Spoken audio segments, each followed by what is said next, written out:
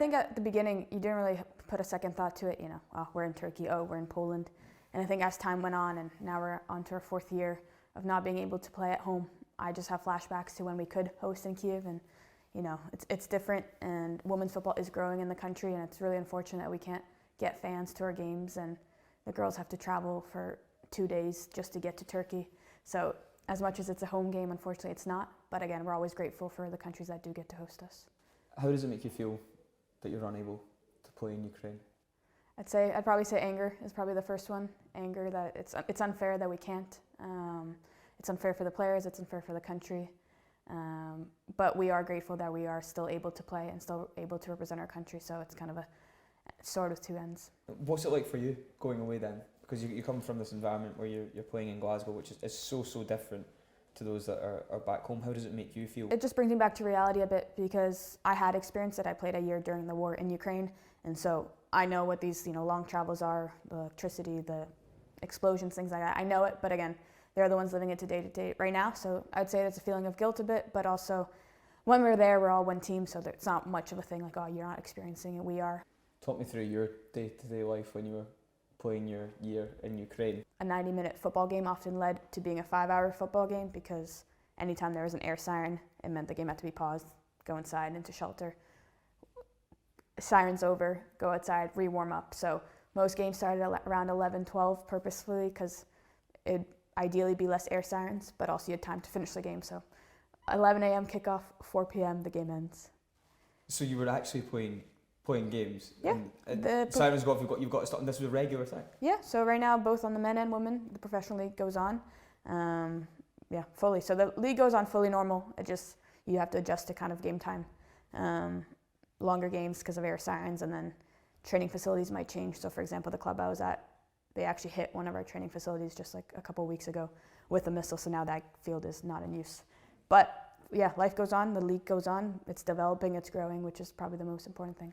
Does that affect you when you're over here as well? Do you think about that? You just said the club you played for had an airstrike director at its training base a couple of weeks ago. I mean, that must be incredibly difficult to deal with when you've got friends and family, I guess, who are still over there.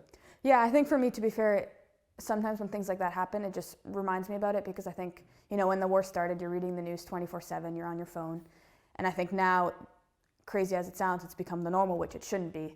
But I probably read the news slightly less. And then when things like this kind of a bit more direct, it just reminds me of what's going on. And then, I think about it more in depth, and probably does put me kind of down for the moment. I think for me, the hardest thing sometimes is to explain to people it's hard to understand if you've never lived through it. And I understand why it's hard to, you don't know it until, you hear the first explosion. You really don't know what it feels like, So it's hard to explain to others, and then you just want them to know about it and try to tell them about it. What does it feel like? Because I guess I am like one of those people who you're describing that it's impossible to explain to, because I've never lived it. What is it like to be playing a football game and an explosion goes off around you? It's fear, first moment, then it's, okay, it landed so-and-so distance away from you. Usually one hit means another one's not coming, which is changing a bit now. So again, I can't talk about what it's like currently. It's probably worse now because they hit a bit more often, but you get scared. You're like, okay, it didn't hit me. And then the day goes on. How on earth then, and amongst all of this, have the national team been able to come so close to qualifying for major tournaments? I think it's just the mindset of the country as a whole, and I think the girls are kind of like representing the whole country in that sense. So, when we are on the pitch, we're focusing fully on football, but I also think you're playing for something a bit more than just yourself now. So obviously when we are stepping onto that pitch, girls are always we're always reminding ourselves who we're playing for and what we're playing for. And so, through all the hardships, we don't use it as an excuse, and we do everything we can to get results. And I think we have shown both on the women's side and the men's side that it is possible.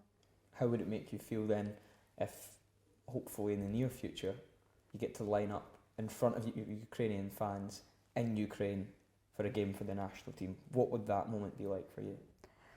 Yeah, I think actually I'd probably be speechless. I think even now, every single national team game I play, when I line up for the national anthem, to just hear it again and to hear ourselves sing it is already quite an emotional moment, and just brings you back to kind of being home. So to actually be able to do that at home, and whenever that is, hopefully my family's there too, our friends. Yeah, I think it might be the best game you'll ever see us play. But yeah, hopefully that comes sooner rather than later.